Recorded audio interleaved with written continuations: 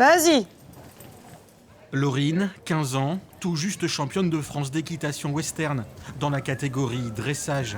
Allonge ta reine droite, mets ta main devant et pas sur le côté.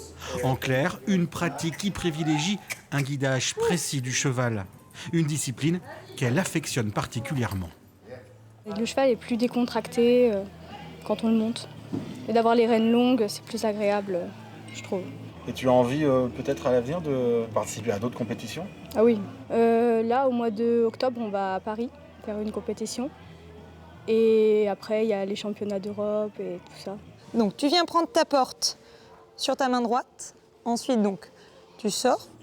Elina partage cette fierté et ce même titre dans une autre catégorie western qui demande là encore beaucoup de maniabilité. La relation avec le cheval, je trouve qu'elle est beaucoup plus posée. On est plus en relation avec le cheval. Puis voilà. Et le fait, en seulement 2 ans de pratique, d'avoir remporté ce prix, ça fait quoi? Je suis contente. Cette pratique, importée des États-Unis dans les années 80, est reconnue par la Fédération française d'équitation. Une discipline peu pratiquée, mais avec une véritable histoire. L'équitation western, c'est une équitation de travail initialement. Vu que le folklore se perd progressivement et que les Américains n'ont pas envie de perdre du tout cette culture, ils le font évoluer au travers du sport. Donc on a vraiment des disciplines qui sont de plus en plus techniques, avec des chevaux qui sont de plus en plus sélectionnés pour avoir un niveau qui est de plus en plus haut.